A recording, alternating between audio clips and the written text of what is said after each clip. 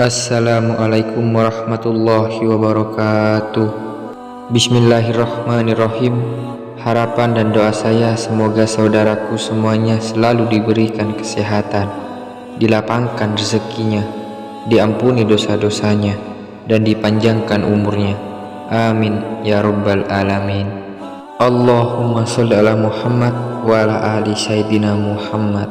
Sahabat beriman yang dirahmati Allah, harapan terhadap sesuatu yang diinginkan pasti terbenak di hati setiap insan manusia terhadap Sang Maha Pemberi Allah Subhanahu wa Ta'ala.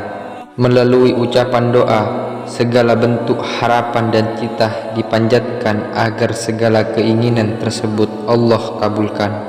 Allah sangat senang jika hambanya selalu memohon melalui ucapan doanya.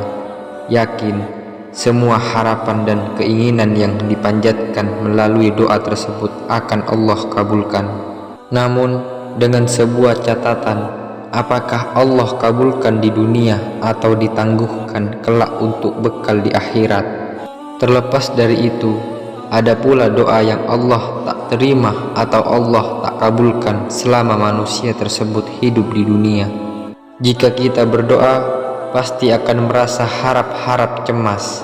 Apakah doa kita akan dikabulkan atau tidak oleh Allah? Manusia hanya bisa berdoa dan berharap. Keputusan terkabul atau tidak tetap Allah yang menentukan. Allah memerintahkan hambanya agar selalu berdoa. Niscaya Allah akan mengabulkan doa orang tersebut. Untuk ketentuan langsung atau ditangguhkan itu Allah yang tahu. Namun ada sebuah hadis menyebutkan bahwa ternyata ada 3 golongan manusia yang doanya tidak pernah ditolak oleh Allah. Ketika ketiga golongan ini memanjatkan sesuatu doa dengan penuh harapan dan keikhlasan, Allah pasti akan selalu mengabulkannya. Lalu siapa golongan orang yang tidak ditolak doanya oleh Allah Subhanahu wa Ta'ala? Sahabat beriman yang dirahmati Allah, Rasulullah Shallallahu Alaihi Wasallam bersabda, ada 3 orang yang tidak ditolak doa mereka. Yang pertama, orang yang berpuasa sampai dia berbuka. Yang kedua, seorang penguasa yang adil. Yang ketiga, dan doa orang yang dizolimi atau teraniaya. Doa mereka diangkat oleh Allah ke atas awan dan dibukakan baginya pintu langit, dan Allah bertitah, demi keperkasaanku, aku akan memenangkanmu atau menolongmu meskipun tidak segera. Hadis riwayat Tirmizi. Berikut ketiga golongan tersebut yang Rasulullah Shallallahu Alaihi Wasallam sebutkan. Yang pertama, orang yang berpuasa hingga berbuka.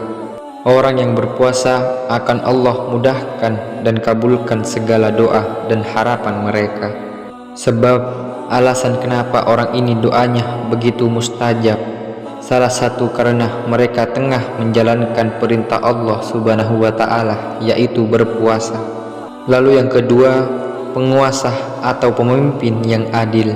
Saat ini mendapatkan penguasa atau pemimpin yang benar-benar adil sudah bisa dibandingkan antara 1 berbanding 1.000. Penguasa yang adil itu ibaratnya bayang-bayang Tuhan, karena adil merupakan salah satu sifat Allah, yakni Al-Adlu atau yang maha adil. Diceritakan dalam kisah riwayat Mahsyur bahwa suatu ketika saat Umar bin Khattab menjadi pemimpin, beliau begitu terkenal sebagai pemimpin yang adil. Saat itu Gubernur Mesir Amr bin Ash mengadu kepada sang khalifah tentang penceklik panjang yang menimpa warga Mesir. Sungai Nil yang menjadi sumber kehidupan di negeri tersebut tidak lagi mengalir air. Amirul Mukminin kemudian memanggil Amr bin Ash untuk datang ke Madinah. Ia kemudian memberikan surat kepada Amr bin Ash untuk dilemparkan ke Sungai Nil. Surat tersebut berisi doa sang khalifah yang isinya, wahai sungai, engkau adalah makhluk Allah yang diciptakan olehnya untuk menolong hambanya yang lain. Jika engkau adalah makhluk ciptaan Allah, bantulah hamba-hamba Allah dan mengalirlah engkau. Doa Umar bin Khattab begitu mustajab.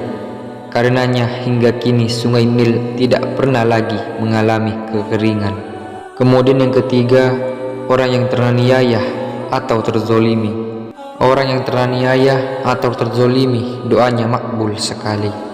Oleh karena itu, sebaiknya berhati-hati jika menghadapi orang yang teraniaya atau kesusahan.